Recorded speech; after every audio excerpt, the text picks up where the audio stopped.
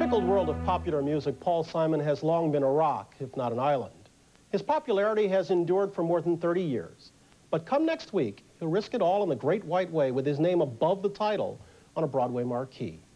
Once revered as Ryman Simon, he is now staking his considerable reputation on a controversial musical about a senseless and sensational crime.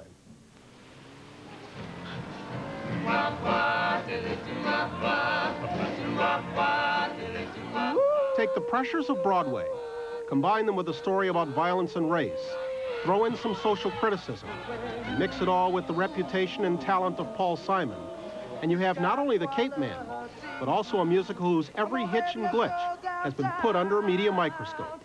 And the question that they really want to know is, can we watch Paul Simon and a big production take a tumble? In this collision of this force, Paul Simon, and this force, Broadway, when they came together, which one moved more? Well, I don't know that we've had the collision yet. I was born in Puerto Rico. That collision comes next week, when the curtain goes up on Simon's show. 1, 2. I was born in Puerto Rico. Despite all of his talent, effort, and dedication, the Capeman's critical and commercial future is very much an open issue. The show has gone through 3 different directors, and changes are still being made. The changes have been mostly edits. 1, 2, 3, 4. A noted perfectionist with an historic need for complete control. Oh, 1 second. Once more. Ba-do-be-da. Don't play. Once more, from the top.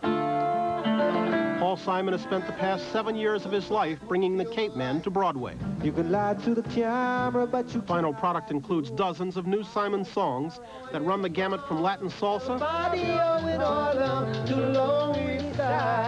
to 50s doo-wop. Doo-wah-wah, diddly doo-wah-wah. You had your moment of glory with your pearl handle knife. The lyrics are commercially risky and sometimes profane. Story, but you up my life.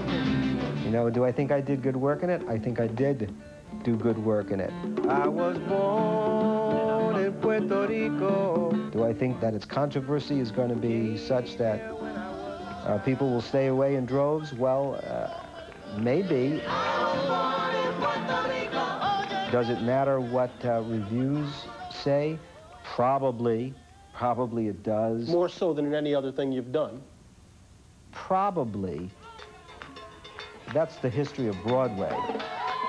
The Capeman is an $11 million production, featuring a cast that is largely Latino and based on the true story of a cold-blooded crime that shocked New York City nearly 40 years ago. The Capeman is the story of Salvador Agron. He was just a 16-year-old Puerto Rican gang member when he murdered 2 white teenagers. Wearing a satin-lined cape, he stabbed them to death in August of 1959. The racial overtones and sensational nature of the crime made it prime fodder for the tabloid press. Agron's defiance only fueled the fires of division. Why did you do it, Sal? No, I felt like it. Huh? Because I felt like it, that's all. So, and the papers take it and put it right on the front page of the paper. And they blow it up and they call him the Capeman. When I investigate it and put myself back into the place and see the city that I lived in, the era that I lived in. The music you enjoyed and grew up with. Well, yes, that's a pleasure. But did I think people will object to this? No, I didn't. Go ahead and shoot him. Amid demands that he be executed, Agron was convicted and instead imprisoned for almost 20 years. After educating himself and earning his parole, he claimed before his death to be a changed man. I'll take the evil in me and turn it into good. Such matters of remorse, rehabilitation, and forgiveness are central to Simon's play. That artists are supposed to discuss that, or whatever. They are supposed to make people face things that are... You're supposed to have raised questions. You're supposed to. The people who would confront that argument would say, well, okay, that's fine. Yeah, you're supposed to present it. You're supposed to make us question that. You're not supposed to make money off it. Well, what if you lose money? I mean, suppose it doesn't make money. That's not the point. The point is artists raise questions, and they have the right to raise those questions. Can I forgive him now? But for some, the crime is still too fresh to be exploited for entertainment or profit.